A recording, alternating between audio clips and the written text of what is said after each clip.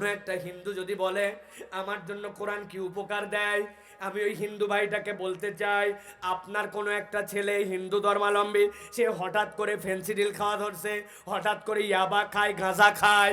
এই মানুষের মধ্যে হিন্দু আছে, এই মানুষের মধ্যে বৌদ্ধ আছে, এই মানুষের মধ্যে খ্রিস্টান আছে, এই মানুষের মধ্যে ধর্মকে স্বীকার করে আছে, ধর্ম স্বীকার করে না।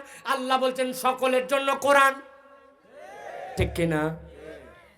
আমাদের কনসেপ্ট অনেক সময় পরিষ্কার হয় না। ছোট্ট একটা উদাহরণ দেই, দিয়ে সামনের দিকে আবার আগাই, খেয়াল করেন। কোনো একটা হিন্দু যদি বলে আমার জন্য কোরআন কি উপকার দেয়, আমি ওই হিন্দু ভাইটাকে বলতে চাই, আপনার কোনো একটা ছেলে হিন্দু ধর্মাবলম্বী, সে হঠাৎ করে ফেন্সিডিল খাওয়া ধরছে, হঠাৎ করে ইয়াবা খায়, গাঁজা খায়, নেশাগ্রস্ত, মাদকাসক্ত। বলেন তো, যদি হিন্দু হয় তারপরেও কোনো হিন্দুর ছেলে যদি নেশাগ্রস্ত, মাদকাসক্ত হয়, ওই হিন্দু ফ্যামিলির জন্য এইটা একটা কঠিন অবস্থা কিনা? তার জন্য সমস্যা কিনা? আল্লাহ বলছেন, ও দুনিয়ার মানুষ, আমি আল্লাহ তোমার জন্য বিধান দিলাম। কোন ধর্মীয় বিধিবিধান পালনের ক্ষেত্রে যদি মাদকতার কোনো নিয়ম থাকে ধর্মীয় কার্টেসিতে, তাহলে ইসলাম বলতেছে সেই জায়গায় অ্যালাউ আছে ধর্মীয় বিধান। আর 2 নম্বর, কোনো পথ্য ঔষধ বানানোর জন্য যদি লাগে তাহলে ওইটুকু, এর বাইরে কোনো ক্ষেত্রেই মদ এবং মাদকতার কোনো পারমিশন নাই। আল্লাহ রাব্বুল আমিন যেই মদকে হারাম করলেন, মাদকতাকে, নেশাকে হারাম করলেন, ওই বিধান যদি সমাজের মধ্যে প্রতিষ্ঠিত হয়, আর যদি ওই সমাজের মধ্যে হিন্দু, খ্রিস্টান, বৌদ্ধ যেই ধর্মের লোক থাকুক না কেন, ওই সমাজের মধ্যে যদি এই মাদকতার আইন কঠোরভাবে নিষিদ্ধ হয়, এইটা যে হারাম, এইটা যদি ইস্টাবলিশ হয়, এইটা কেউ গ্রহণ করতে পারবে না, নীতিমালা যদি হয়, তাহলে ওই হিন্দুর জন্য, হিন্দু পরিবারের জন্য কোরআনের বিধান নিরাপত্তা কিনা? হ্যাঁ, আল্লাহ রাব্বুল আমিন বলছেন, ইয়া আইয়ুহান নাস কদ জাআতকুম মাউইযাতুম মির রাব্বিকুম, তোমার রবের পক্ষ থেকে তোমার কাছে একটা মাউইযা আসছে। আল্লাহ বলছেন, আর কি আসছে? ওয়া শিফাউল লিমা ফিস সুদূর, এই কোরআন তোমাদের মৌলিক যে জায়গায় পরিবর্তন করতে আসছে, সেইটা হচ্ছে তোমাদের অন্তর। কি পরিবর্তন করবে? অন্তর। শিফাউল লিমা ফিস সুদূর। ভালো করে একটু খেয়াল করেন, আপনাদের এলাকার বাজার, বাজারের মধ্যে হঠাৎ করে একজন বাজার করতে গেছে, ওই বাজারের মধ্যে একটা পকেট মার ধরা পড়ছে, লোকজন ধরে ফেলছে, ধরে দেখে 200 টাকার চকচকা একটা নোট সাইজ করছে। খবর হয়ে গেছে, ধরা পড়ছে চোর। যেই লোক বাজারের থেকে দূরে ছিল, খবর পাওয়ার পরে সেও পরিমরি করে দৌড় দিচ্ছে, চল গণধোলাই হচ্ছে, শরিক হয়ে আছে। চুরি করছে কয় টাকা? আরে কথা বলেন না। 200। মসজিদের পাশে অনেকেই ঘোরাফেরা করতেছে, মসজিদের পাশে চায়ের দোকান, চা খাচ্ছে, হঠাৎ করে খবর পাইছে জোহরের নামাজের পরে মসজিদে এক জুতা চোর ধরা পড়ছে। যেই জুতা তাকায় দেখে 250 টাকা এখন দাম হওয়া কঠিন, জোর করে দিলে অনেকে কিনবে না, কিন্তু জুতা চুরি করছে 250 টাকা ধরেন দাম, যেটা নামাজেও যায় নাই। ও খবর পাইছে মসজিদে জুতা চোর, বলছে চল শীতের দিন গাটা একটু গরম করে আসি, জুতা চোরকে একটু ধোলাই দিয়েছি। ভালো করে খেয়াল করেন, পকেট মারছে 200, জুতা চুরি করছে 200-400-500 টাকার। আপনি মায়ের দেওয়ার জন্য দৌড় দিচ্ছেন, সারা দৌড় দিয়ে তারে ইচ্ছা মতো গণধোলাই দেওয়ার জন্য আপনি আগ্রহী হচ্ছেন, অথচ যে খবর নিয়ে দেখেন অশিক্ষিত, মূর্খ, কিচ্ছুই পড়ালেখা জানে না, মাদকাসক্ত, অভাবগ্রস্ত, ও চুরি করছে 200, পকেট মারে জুতা চুরি করছে 250, এই গেল এই অবস্থা। কিন্তু আপনার সমাজে খবর নিয়ে দেখেন, ব্যাংকে 1000 কোটি টাকা ছিল, হঠাৎ করে ব্যাংক লোপাট, ও রিজার্ভে টাকা ছিল, রিজার্ভ নাই, রাস্তা বানানোর জন্য কন্ট্রাক্টারি দিছিল, রাস্তার কন্ট্রাক্টারিতে যেই টাকা খরচ করার কথা ওই টাকা খরচ করে নাই। বাংলাদেশের টাকা কেবলমাত্র 2টা কারণে বিদেশে যেতে পারে, একটা হচ্ছে আপনার স্টুডেন্ট ভিসা, আর একটা হচ্ছে আপনার জন্য চিকিৎসা। আপনার কেউ পড়তে গেলে আপনি টাকা পাঠাতে পারেন, আর যদি চিকিৎসায় যায় তাহলে কেবল যেতে পারে, এর বাইরে প্রবাসে বিদেশে বাংলার টাকা যেতে পারে না। অথচ এমন এমন মানুষ, তাদের বিদেশে অনেক বাড়িঘরের খবর পাওয়া যায়। যারা এইগুলা করতেছে, আপনার কি মনে হয় এরা সব অশিক্ষিত, মূর্খ? কথা বলেন। এইগুলা সব শিক্ষিত, কেউ বা বিসিএস পাস, কেউ বা বিশাল বড় আরো শিক্ষিত, উচ্চ শিক্ষিত, কিন্তু কলমের এক খোঁচায় সব পরিবর্তন। কলমের খোঁচায় কোটি কোটি টাকা তছরূপ হয়ে গেল, সরকার বিব্রত হয়ে গেল, জনগণের ভাগ্য বিড়ম্বিত হলো। কই এইগুলা না শিক্ষিত? এই চুরি তো করছে 200 টাকা, আর করছে জুতা চুরি। এত জ্ঞান নাই, কিন্তু এরা তো আপনার বাসায় জ্ঞানী। একটা বিসিএস পাস করা কত কঠিন, আমরা যারা বিসিএস পরীক্ষা দিছি তারাই জানি। তাহলে পরিবর্তন হয় না কেন? আল্লাহ বলছেন শিক্ষা আছে কিন্তু সুশিক্ষা নাই। আমার আল্লাহ বলছেন, ও দুনিয়ার মানুষ, কদ জাআতকুম মাউইযাতুম মির রাব্বিকুম ওয়া শিফাউল লিমা ফিস সুদূর। আমি রব্বুল আমিন তোমাদের অন্তরটাকে পরিবর্তন করার জন্য এই কোরআন দিলাম। অতএব কেউ যদি পরিবর্তিত আলোকিত সমাজ পেতে চায়, সোনার বাংলা যদি করতে হয়, তাহলে কোরআনওয়ালা মানুষ আমাদের দরকার আছে কিনা?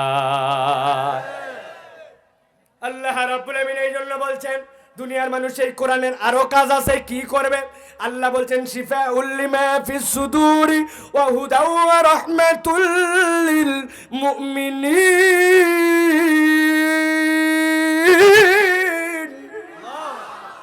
আল্লাহ রাব্বুল আমিন বলছেন এই কোরআন তোমাদের জন্য হুদা, এই কোরআন তোমাদের জন্য পথ প্রদর্শন। সুবহানাল্লাহ। কোরআন আমাদের জন্য পথ প্রদর্শন, আর ইমানদারদের জন্য আল্লাহ বলছেন আলো। একটা উদাহরণ দিব, সারা জীবন মাথার মধ্যে ঢুকায় রাখবেন, কোনোদিন যেন ভুলবেন না। অনেকেই বলে কোথায় কোরআন কিভাবে আমার জন্য আলো, কোরআন কিভাবে আমাকে পথ দেখালো। প্রথমে একটা উদাহরণ দেই, যেই উদাহরণে আপনি বুঝতে পারবেন যে কথাটা কিরকম। পৃথিবীর মধ্যে আমি আমার ভাষায় বলি, এটা কিন্তু কোরআন হাদিসের কথা নয়, আমি আমার ভাষায় আমার ক্ষুদ্র অ্যানালাইসিস এটাতে বলি। দুনিয়াতে 0 নম্বর 1 কে ছিল? সর্বকালের শ্রেষ্ঠ 0, হযরতে ওমর ফারুক। বলুন হুজুর এটা আবার কেমন কথা? শোনেন ভাই, আবু জেহেল ছিল, উতবা ছিল, সাইবা ছিল, নবী করিম সাল্লাল্লাহু আলাইহি ওয়াসাল্লামের বিপক্ষে অনেক মানুষ ছিল মক্কায়। কিন্তু হযরত ওমরে ফারুকের আগে নবী করিম সাল্লাল্লাহু আলাইহি ওয়াসাল্লামকে দুনিয়ার থেকে বিদায় করে দিয়া, তলোয়ার দিয়ে কল্লা নামায়া দুনিয়ার থেকে নিশ্চিহ্ন করে দিবে, হত্যা করবে, এই সিদ্ধান্ত ওমর ফারুকের আগে কেউ নেয় নাই। কিন্তু ওমরে ফারুক পরিবর্তিত হলেন কি দিয়া? বোনের বাড়িতে গেলেন, ছোট্ট একটু কোরআন তেলাওয়াত শুনলেন, তাহা। আমার আল্লাহ এমন পরিবর্তন করলেন, যেই ওমর রাদিয়াল্লাহু তাআলা ছিলেন 0 নম্বর 1, ওই ওমরকে আল্লাহ দুনিয়ার মধ্যে হিরো নাম্বার 1 বানালেন। ঠিক কি না? তাহলে কোরআন দিয়ে যে পরিবর্তন সম্ভব, হযরত ওমরে ফারুক তার প্রমাণ। 2 নম্বর একটা কথা বলি, এই কোরআন যে আপনার জন্য হেদায়েতের আলো। কেমনে আপনাকে আলো দিবে? আমি অনেক জায়গায় উদাহরণ দেই। আপনি নরাগাতি থেকে চলে গেছেন, যাওয়ার পরে ঢাকার দিকে রওনা দিবেন, এরপরে গোপালগঞ্জ, গোপালগঞ্জ থেকে ফরিদপুর ভাঙ্গা, ফরিদপুর ভাঙ্গা থেকে পদ্মা, পদ্মা থেকে চলে যাবেন আপনি সরাসরি, এরপরে মেয়র হানিফ ফ্লাইওভার দিয়ে গুলিস্তান হয়ে ঢাকা। ঠিক কিনা? দেখছেন কিনা? যদি দেখে থাকেন উত্তর দেন। দিনের বেলা সড়ক ও জনপদের কতগুলা সুন্দর সুন্দর সাইনবোর্ড আছে।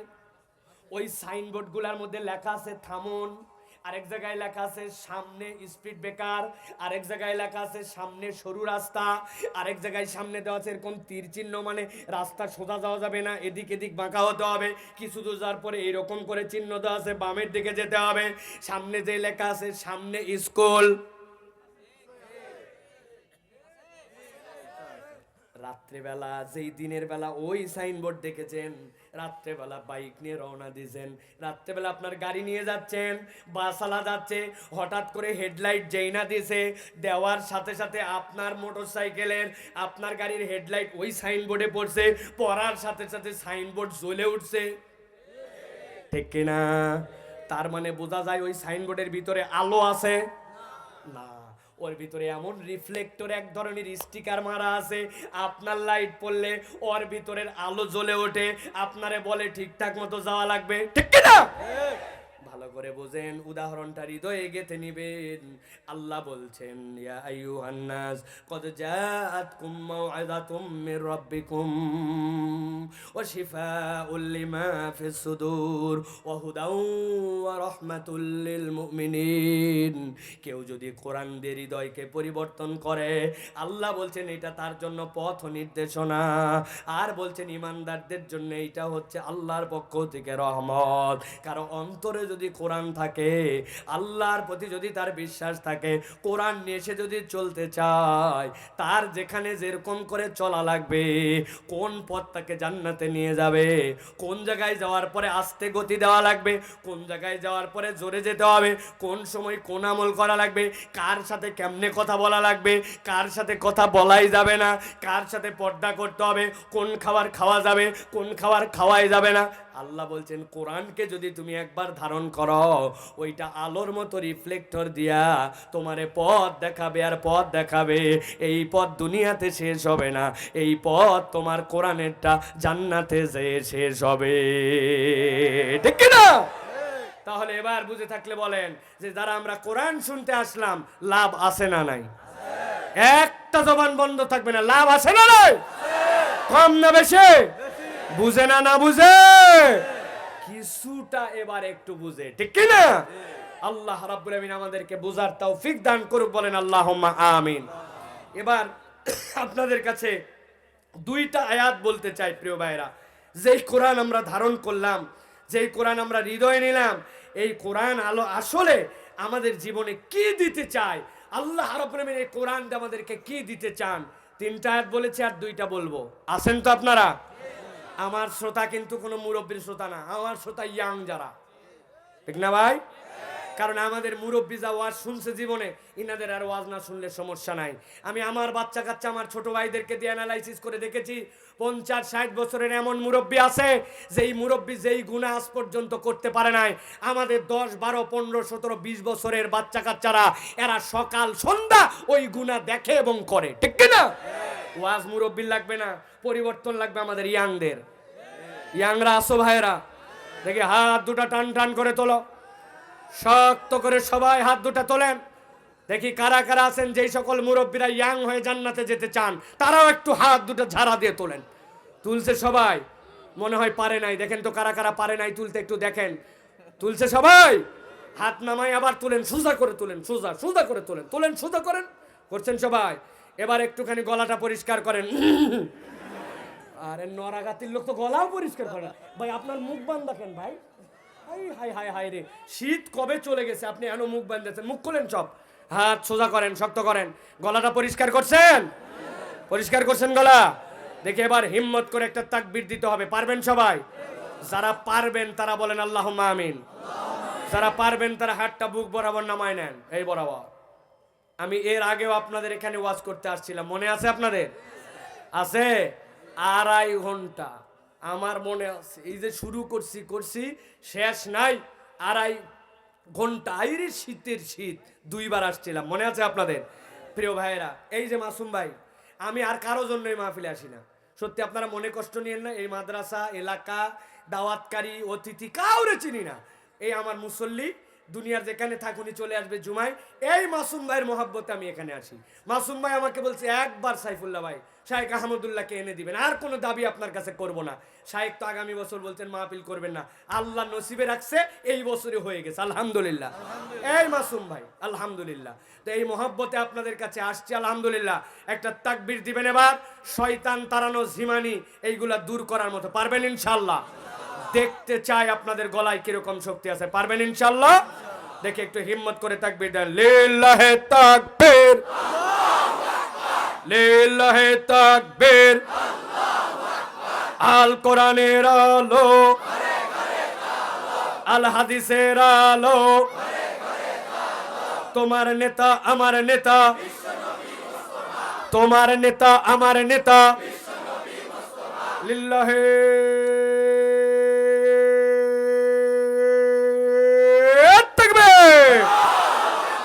আলহামদুলিল্লাহ বলেন আলহামদুলিল্লাহ।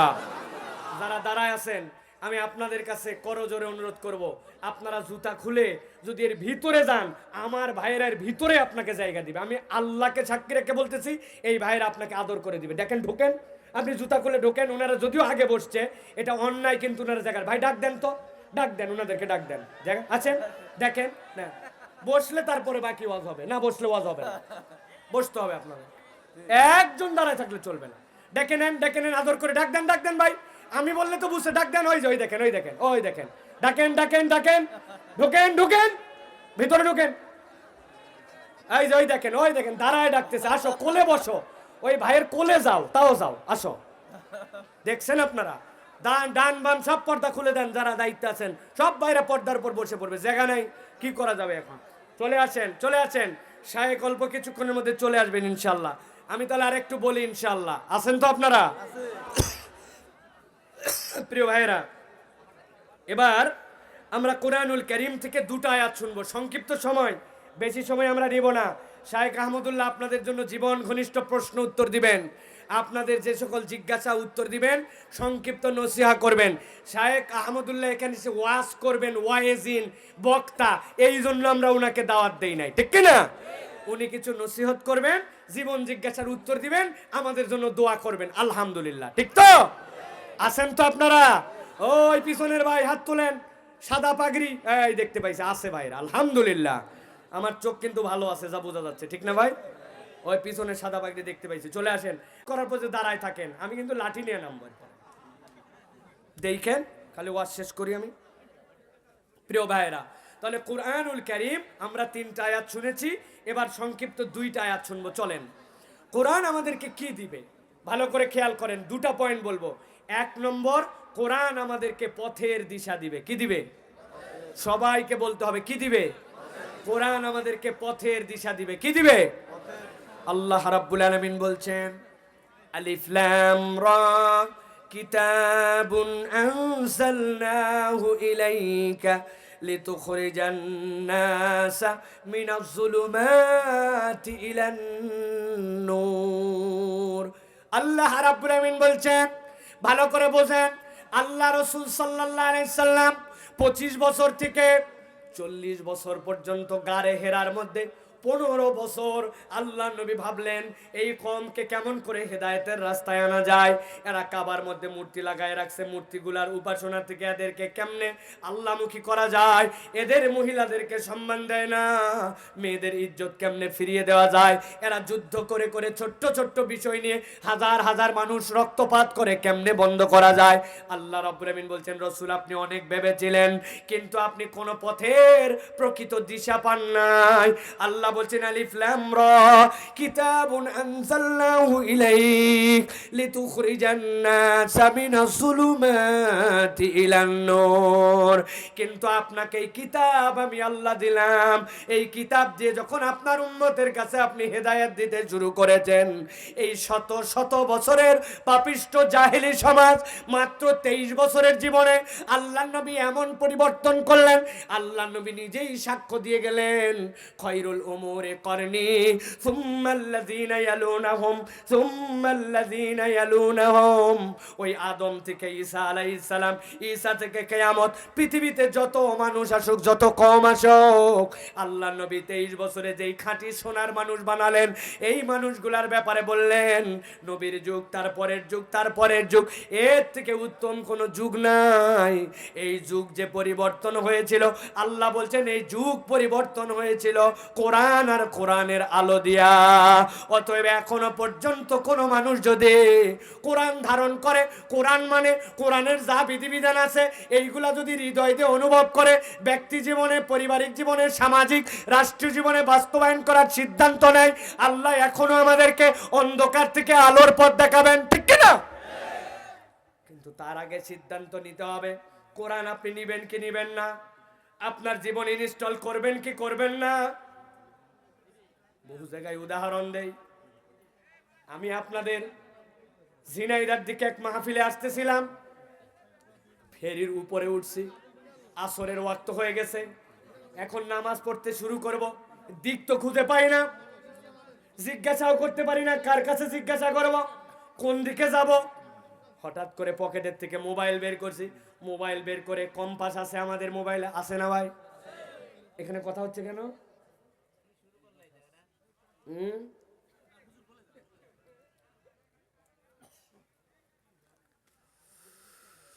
এনারা যদি বুঝতো যে প্রত্যেকটা কথা বলতে একজন আলোচকের কত কষ্ট হয়, কিন্তু কোনো পাথারা গল্প করতেছি না আপনার কাছে, প্রত্যেকটা জিনিস বুঝে সুঝে বলতো।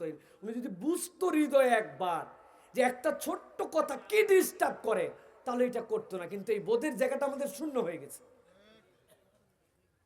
এখন বললে আপনাদের খারাপ লাগবে, উনি সিনিয়র মানুষ, একটা কথা বলে অপমানিত হবে, আপনারা সবাই ঠিক বলে উঠবেন, লজ্জা পাবে, এই জন্য বললাম না। কিন্তু এত কষ্ট হয় যে আলোচক সে জানে, এই মাইকে বসলে আপনি বুঝতেন।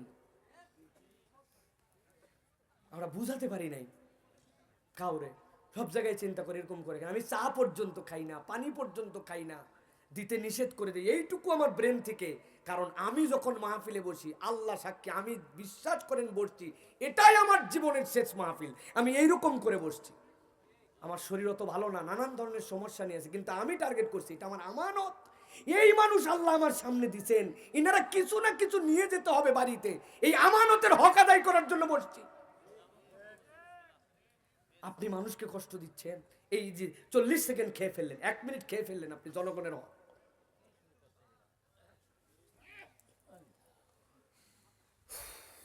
ফেরির উপরে উঠছি, আসরের ওয়াক্ত হয়ে গেছে, আসরের নামাজ পড়বো, এখন কেমনে পড়বো? মনে পড়লো পকেটের মধ্যে থেকে মোবাইল বের করছি, কম্পাস আছে তো, কম্পাস বের করে সাথে সাথে মোবাইল দেখলাম কোন দিকে উত্তর দক্ষিণ, এদিকে দিক কেবলা, তো এইদিকে বা বুঝে ফেললাম এদিকে তো কেবলা নামাজ পড়া লাগবে। টপ করে 2 রাকাত নামাজের জন্য দাঁড়ায় গেলাম। নামাজ শেষ, এক মুরব্বী আসছে আমার কাছে, বাবাজি একটু আগে আমিও নামাজের জন্য আসছিলাম, দিক খুঁজে পাই না, একজন কয় এদিকে, একজন কয় একটু বাঁকা হন, একটু এদিকে সোজা, বড় বেকায়দা। তারপরেও নামাজ পড়লাম আমি কোন রকম। তুমি কি দেখে টপাটপ নামাজ পড়লে? আমি বললাম চাচা আমার মোবাইলের মধ্যে কম্পাস ইনস্টল করা আছে, ওইটা দেখলেই উত্তর দক্ষিণ দেখায়, ওর উল্টা পাশ পূর্ব পশ্চিম, আমি কেবলা ঠিক করে ফেলছি। কয় বাবা ছোটবেলায় তো কম্পাস হাতে নিয়ে দেখছি, এইটা আবার মোবাইলেও আছে নাকি? বললাম হ্যাঁ। কয় বাবা আমার মোবাইল একটু উঠাই দাও, আমি বিভিন্ন জায়গায় সফর করি, যাতে করে আমিও একটু কেবলা দেখে নামাজ ঠিক করতে পারি। আমি বললাম দেন আপনার মোবাইল কেমনে উঠাতে হয়, কেমনে ব্যবহার করতে হয়, সব শিখাই দিচ্ছি। মুরব্বী গত খুশি, হুজুর আমারে কম্পাস তুলে দিবে, পকেটেতে বাইর করে আমার হাতে মোবাইল দিয়েছে। আমি তাকায় দেখি নোকিয়া 3220। কি মোবাইল দিছে? Button mobile. বুঝে থাকলে বলেন, ওই বাটন মোবাইলে কি ভাই গুগল প্লে স্টোর আছে ভাই? ওর মধ্যে কোনো অ্যাপস উঠানো যাবে?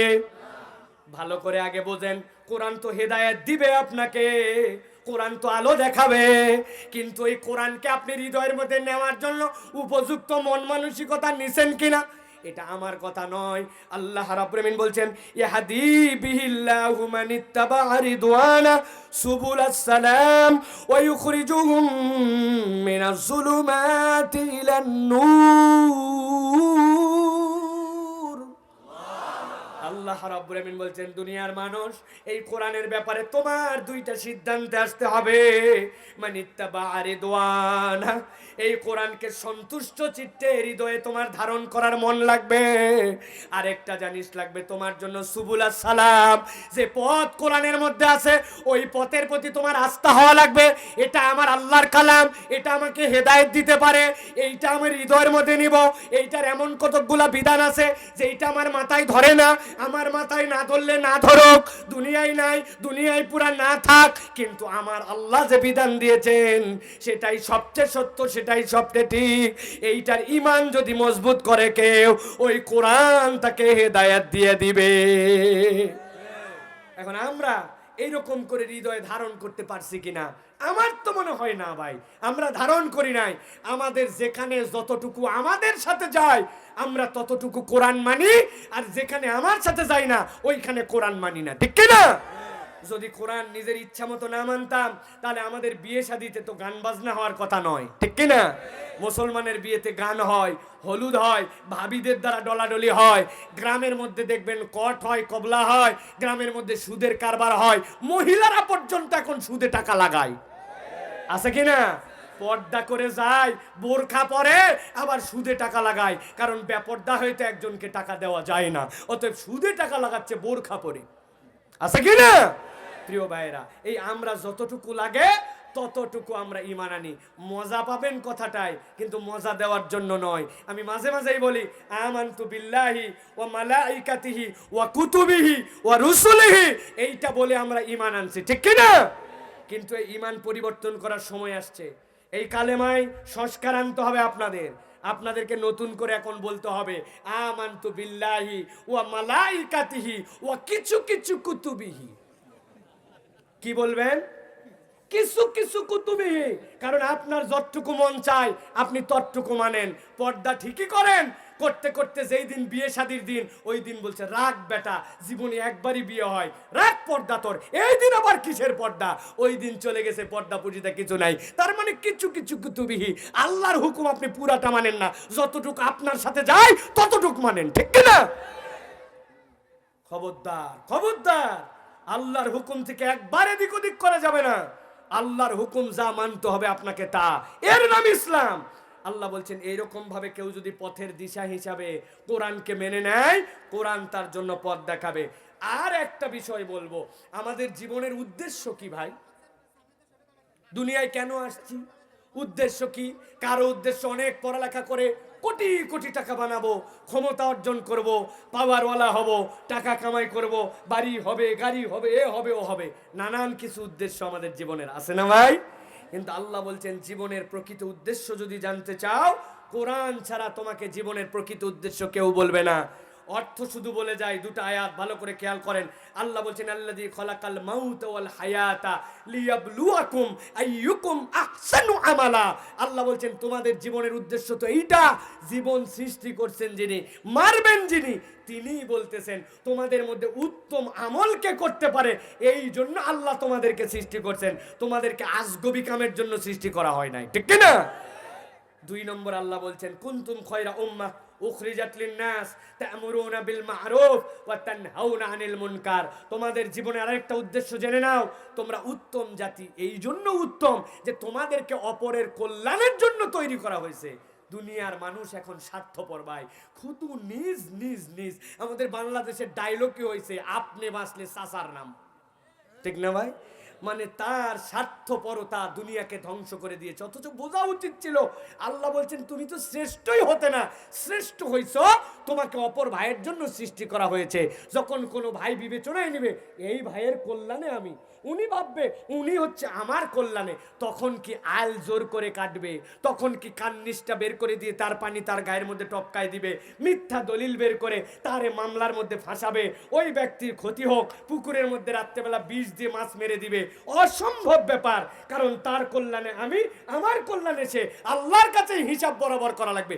এই বোধ যাদের মধ্যে জাগ্রত হবে, নিজের জীবন দিয়ে অপর ভাইয়ের জীবন বাঁচাবে, ঠিক কিনা? এটা কোনো থিওরিক্যাল কথা নয়। ইসলামের ইতিহাসে আমরা দেখেছি যুদ্ধের ময়দানে সাহাবী কাঁদতেছেন আর বলতেছেন মুইয়া আখি আমার জন্য একটু পানি দাও। একজন সাহাবী দৌড়াই নিয়ে যে পানি দেওয়ার জন্য গেছেন, তিনি কান্দে শুনতে পাচ্ছেন আরেকজন অসুস্থ শাহাদতের দরজার কাছাকাছি, উনি বলতেছেন একটু পানি পানি তৃষ্ণায় বুকটা ফেটে গেল। উনার নিজের বুক ফেটে যায়, কিন্তু বলছেন আমার পানির দরকার নাই, আমার ভাইয়ের কাছে পানি নিয়ে যাও। তার কাছে যাওয়ার পরে যেই না পানি মুখে দিবে উনার কানে বেঁচে আসছে। পাশে আরেকজন তো বলে মুইয়া আমার জন্য একটু পানি দাও। বলে আমার থেকে আমার ভাইয়ের কষ্ট বেশি, আমার পানি দেওয়ার দরকার নাই, তার কাছে নিয়ে যাও। তার কাছে নিয়ে পানি দিতে যাবে, দেখে শহীদ। ফেরত আসছে দ্বিতীয় জনের কাছে শহীদ, ফেরত আসছে প্রথম জনের কাছে শহীদ।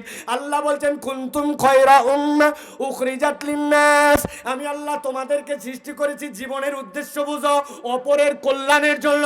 ইমানদার যদি কোরআন থেকে একবার নিজের জীবনের উদ্দেশ্য বুঝে নেয়, এই সমাজ সুন্দর হতে বাধ্য। সকল সমাজেই কুলাঙ্গার আর খারাপ ছিল, কিন্তু ভালোর হার যদি বেড়ে যায় ওই সমাজটাই আলোকিত সমাজ, ঠিক কি না? এই বোধ লাগবে আপনার জন্য কোরআন থেকে। কোরআন ছাড়া আপনার যে যা মোটিভেশন দিবে একটাও আপনার জন্য কার্যকর নয়। আল্লাহ বলছেন অতএব তোমার জীবন থেকে বুঝো তোমাকে অপর ভাইয়ের কল্যাণের জন্য সৃষ্টি করা হয়েছে। অতএব আপনার আমার এই বোধ জাগ্রত করতে হবে, অপর ভাইয়ের কেমনে উপকার হয়, অপর ভাইটা কেমনে জান্নাতে যায়, অপর ভাইটা কেমনে ভালোর পথে আসে, তার যেন কোনো ক্ষতি না হয়। আমার একটুখানি স্বার্থের মধ্যে আঘাত এনে আমার একটু লস হয় হোক, কিন্তু আমার ভাইকে আমি জিতাতে চাই। যে অপরের ভাইকে জিতাতে চায় রব্বুল আলামিন ওই বান্দাকে দুনিয়ায় জিতাইয়া দেন। সুবহানাল্লাহ। এটা সুবহানাল্লাহ নেওয়ার জন্য বলি নাই, এটা হাদিস দ্বারা প্রমাণিত। নবীজি শিখাচ্ছেন তোমার তো দোয়া করো, তোমার দোয়া আল্লাহর কাছে কবুল হয়েই যাক। তুমি কি চাও? চাই। কেমনে? বলে একটা টেকনিক বলে দেই। তুমি তোমার অনুপস্থিত ভাইয়ের জন্য তুমি দোয়া করবে, আল্লাহ আমার এই ভাই এখানে উপস্থিত নাই, আল্লাহ তার ব্যবসায় বরকত দিয়ে দাও, তার বাচ্চাটা শুনছি কথা শুনতে চায় না, কথা শোনায় দাও, স্বামী স্ত্রী মিল মোহাব্বত দিয়ে দাও, আল্লাহ আমার ভাইটা যেন কখনো বিপদে না পড়ে। উপস্থিত নাই, আপনি তার জন্য দোয়া করতেছেন, সাথে সাথে একটা ফেরেশতা আপনার কাছে চলে আসবে, আল্লাহ পাঠায়া ওই ভাইয়ের জন্য আপনি যা যা দোয়া করছেন আপনার মুখ দিয়ে ওই ফেরেশতা আপনার জন্য সেম দোয়া আল্লাহর কাছে করবে। কোনো ব্যক্তির জন্য ফেরেশতা দোয়া করলে আল্লাহ তার দোয়া কবুল করেন। সুবহানাল্লাহ। ইসলাম বলছে তোমার ভাইয়ের জন্য দোয়া। আমরা কি দোয়া শিখছি? আমরা আল্লাহ আমার দাও, আমাকে ভালো করো, আমার কল্যাণ করো, আমার ব্যবসা দাও, আমার জমি বাড়াও, আমার বউ বাচ্চারে দাও, খালি আমি আমি আর আমি। এই দোয়া আপনার কবুল হবে কি হবে না গ্যারেন্টি নাই, কিন্তু আপনি অপর ভাইকে যুক্ত করে দোয়া করছেন, আল্লাহ আমাদেরকে দাও, আমার ভাইকে দাও, অমুককে দাও, গ্রামের এদেরকে দাও, অমুককে ভালো করো। আল্লাহ বলছেন ওই দোয়া তুমি করবে, ফেরেশতা তোমার জন্য দোয়া করবে। সুবহানাল্লাহ। কুনতুম খায়রা উম্মাহ উখরিজাত লিন-নাস। আল্লাহ এই জন্য আপনাকে আমাকে অনন্য করেছেন, মানবের মধ্যে শ্রেষ্ঠ আপনাকে আমাকে বানিয়েছেন। প্রিয় ভাইরা, এই জন্য আমাদেরকে পরের উপকারে আসতে হবে। আর দুইটা দায়িত্ব দিয়েছেন আল্লাহ। আল্লাহ বলছেন তা'মুরুনা বিল মা'রুফ ওয়া তানহাউনা আনিল মুনকার। এক নম্বর সৎ কাজের আদেশ, দুই নম্বর অন্যায় থেকে ফিরানো। আমাদের সমাজে সৎ কাজের আদেশ আর অন্যায় ফিরানো এই আমল কি আছে ভাই? বহু আগে বাদ দিছি আমরা। যদি এইটা থাকতো আর আদর্শিক কিছু ব্যক্তি থাকতো তাহলে এত বখাটে যুবক সমাজে হতো না। একজন উল্টাপাল্টা চুল কেটে আসছে, রাস্তায় দেখা হয়েছে একজন আদর্শিক ছেলে, চাই আমি তোর এলাকার বড় ভাই, তুই কি চুল কাটছিস? এইটা এই চুল তো বানর মার্কা চুল, এই চুল তো শিয়াল মার্কা চুল। খবরদার, এই এলাকায় থাকলে এরকম বাজে চুল কাটা যাবে না। যা যাই 1 নম্বর মেশিন মারে আয়, এ মাথাও মাথা সমান, এরপরে তে ঠিকঠাক মতো চলবি। কোনো ভাই যদি এরকম দায়িত্বশীল হতো, সমাজে যদি এরকম 10, 15, 20 জনের সমাজ সোসাইটি হতো, আপনার সমাজ এরকম বখাটেপনা করতে পারতো না, ঠিক না? এখন যেইটা বলতেছে চুল কাটছি শিয়াল মার্কা কেন, ওর নিজের চুল হচ্ছে শিবপাঞ্জি মার্কা। যেইটা বলছে এই বিড়ি খাস কেন, গাঁজা খায়, ঠিক না?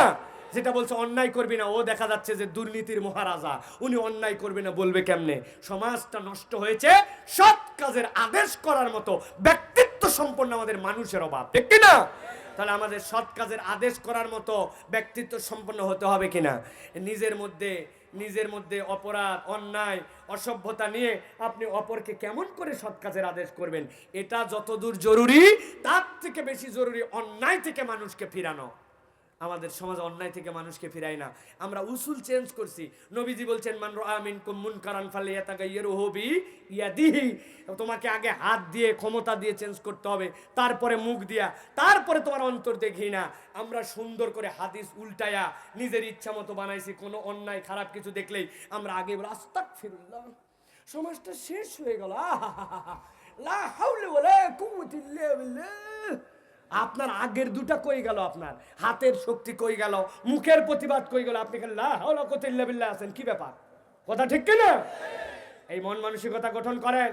আমি তো বহু জায়গায় বলি, মসজিদের সামনে কুত্তা মরে গেছে, সবাই মিলে যদি দোয়া করেন কাজ হবে না। সকাল সন্ধ্যা আস্তাগফিরুল্লাহ 100 বার করে পড়লেও কুত্তা সরবে না। সবাই নাক ধরে ধরে বলছে মরার জায়গা পেল না রে, লা হাওলা ওয়ালা কুওয়াতা ইল্লা বিল্লাহ। যত লা হাওলা আস্তে আস্তে মসজিদে ঢোকা বন্ধ হবে, মাছি লাগবে, পয়সে যাবে, ঠিক কি না? কাজ কি হবে? কাজ যার ক্ষমতা আছে কুত্তা সরান লাগবে, যার মুখ দিয়ে বলার আছে সে বলবে কুত্তা সরাও তাড়াতাড়ি, তাছাড়া অবস্থা খারাপ। আপনারা সকলে মিলে খালি কুত্তা সরাও, কুত্তা সরাও, লা হাওলা লা হাওলা, তার বিপদ আছে। এই জন্য আপনাকে সৎ কাজের আদেশ, অন্যায় থেকে ফিরাতে হবে। লিল্লাহে তাকবীর, লিল্লাহে তাকবীর। শেখ আহমদুল্লাহর আগমন, আলহামদুলিল্লাহ, আলহামদুলিল্লাহ। আমাদের শাইখ চলে আসছেন, যার জন্য আপনারা এতক্ষণ অপেক্ষা করছেন। শাইখকে বসেন, উপরে দেন, আলহামদুলিল্লাহ বসেন, সবাই বসেন। ইনশাআল্লাহ শাইখ ইনশাআল্লাহ আপনাদের সাথে কথা বলবেন, নসিহা করবেন, প্রশ্ন উত্তর দিবেন ইনশাআল্লাহ। শাইখ আমি 2 মিনিট সময় প্রার্থনা করতেছি, আমি শেষ করে দেব ইনশাআল্লাহ। জি প্রিয় ভাইয়েরা, তাহলে প্রথমে 3টা আয়াত বলেছি, এরপরে 2টা আয়াত বলেছি, আর বলেছি 2টা গুণ আমাদের জীবনের জন্য অনেক জরুরি। অনেক গুণের কথা কোরআনে আসছে, আমি আপনাদের কাছে 2টা গুণের কথা বলবো। একটা হচ্ছে আল্লাহ রাব্বুল আলামিন সূরা হুজুরাত 49 নম্বর সূরা, এই সূরার 12 নম্বর আয়াতে, সবাই জানি আমরা, কিন্তু রিমাইন্ডার করতেছে। আল্লাহ বলছেন ইয়া আইয়ুহাল্লাযীনা আমানু ইজতানিবু কাসীরাম মিনাজ-যন ইন্না বা'দাজ-যন্নি ইসম। গ্রাম অঞ্চলের সবচেয়ে বড় মানুষের সাথে মানুষের বিরোধ, মানুষের সাথে মানুষের শত্রুতা, মনোমালিন্যতা, এর একটা অন্যতম অপরাধ সন্দেহ প্রবণতা। আমরা সন্দেহ করি, বিনা কারণে একজন আরেকজনের জন্য সন্দেহ করি, ঠিক কি না? কিছুই হয়তো বলে নাই কেউ, কিন্তু বলতেছেন আমার তো আল্লাহ কয়টা জমি দিছে, এই লোকটা মনে হয় আমাকে পছন্দ করতেছে না। দেখলাম আসার সময় আগে সালাম দিত এক সুরে, এখন দেখলাম একটু মোটা করে বললো আসসালামু আলাইকুম, মানে আমার এই জমিটা হওয়াতে উনি আমারে ভালো মনে করতেছে না। এই যে অমূলক সন্দেহ আমরা একজনের প্রতি আরেকজন পোষণ করি, এই সন্দেহ আল্লাহ বলছেন এটা একটা গুনাহ। এই সন্দেহ প্রবণতার কারণে ভ্রাতৃত্ব নষ্ট হয়। আমাদের গ্রামে গ্রামে সন্দেহ প্রবণতা আছে কিনা ভাই? আছে কিনা? আরে আমার গতকালকেই দেখলাম এই জমির ক্ষেতের এইদিকে ভালো আছে, এই লোকের তো গরু আছে 4-5টা। আমার যতটুক ধারণা এই লোকে আমার এই ক্ষেতের পাশের জমিটার গরুর এই খাওয়াই নিয়ে গেছে ধানের ক্ষেতটা। সন্দেহ করছেন অযথাই, একদম পুরো হাওয়ার উপরে। আমাদেরকে সন্দেহ প্রবণতা করা যাবে না। সন্দেহ প্রবণ হতে নিষেধ করেছেন কে? জোরে বলেন কে? তাহলে আমরা মিথ্যা মিথ্যা শুধু শয়তানের প্ররোচনায় এক ভাই আরেক ভাইয়ের উপর সন্দেহ করব? সন্দেহ করব? এই সন্দেহ প্রবণতার থেকে আমাদের বাঁচতে হবে। আর একটা কথা বলবো প্রিয় ভাইরা, সেটা হচ্ছে যে আমরা অনেক সময় আমাদের অর্থনৈতিক মন্দা, নানান কারণে আমরা আমাদের কাছে কেউ কিছু চাইলে, মুখাপেক্ষী হলে আমরা তাদেরকে ধমক দেই, আমরা তাদেরকে বকা দেই। আল্লাহ কোরআনে বলেছেন ওয়া আম্মাস সাইলা ফালা তানহার। প্রিয় ভাইরা, কখনোই আপনার কাছে কেউ চাইলে, কিছুর জন্য মুখাপেক্ষী হলে আপনি কাউকে ধমক দিবেন না। আমি একটা কথা শুধু আপনাদের কাছে বলে রাখি, অনেক সময় আপনার কাছে সেই যে চাইতে আসছে সে দুর্ব্যবহার করবে, সে ম্যানার জানে না, কেমনে চাইতে হবে বুঝায় বলতে পারে নাই। আপনার কাছে হয়তো কিছু নাইও, কিন্তু তারপরে আপনাকে সুন্দর আচরণে তাকে ফেরত দিতে হবে। আসছে আপনার কাছে, বিরক্ত করতেছে, আপনি বলবেন ভাই আপনি যেটা চেয়েছেন ভাই আমার কাছে এটা নাই, তবে আল্লাহর কাছে আপনার জন্য দোয়া করি, আমার আল্লাহর দরবারে তো অভাব নাই, নিশ্চয় আল্লাহ কোথাও থেকে না কোথাও থেকে আপনাকে মিলাই দিবেন। কেউ কিছু চাইতে আসলে তাকে ধমক দেওয়া যাবে না। পারবো তো এই চরিত্র গঠন করতে ভাই? রাজি আছেন ইনশাআল্লাহ? বিরক্ত করছে, দেন না ভাই, একটু দেন না। আপনার কি লোক রে, এরকম করে চাই নাকি? কোনো হুঁশ নাই একটা ব্যাপার না। ও হয়তো ভুল করছে, আপনি আরেকটা ভুল করলেন ধমকায়া। আল্লাহ বলছেন ও আম্মাস সাইলা ফালা তানহার। তাহলে অনেক গুণ ছিল, 2টা গুণ। সন্দেহ, অযথাই সন্দেহ উমুকের ব্যাপারে, উমুক এটা মনে হয় আমার ব্যাপারে ভাবছে, চেয়ারম্যান এরকম করলো কেন আমার সাথে, নিশ্চয় আমার ব্যাপারে, এই লোক চেয়ারম্যানের কাছাকাছি থাকে, সে মনে কথা লাগাইছে। হুদা মিশা সন্দেহ করি, করে মনের মধ্যে একটা গুনাহ করি, নিজেদের মধ্যে সম্পর্ক নষ্ট করি। সন্দেহ করব না, কেউ কিছু চাইতে আসলে সহযোগিতা করব, যদি নাও দিতে পারি কাউকে ধমক দিব না, খারাপ আচরণ করব না। রাজি ইনশাআল্লাহ? আল্লাহ আমাদেরকে তৌফিক দান করুক, বলেন আল্লাহুম্মা আমিন। হাযা মা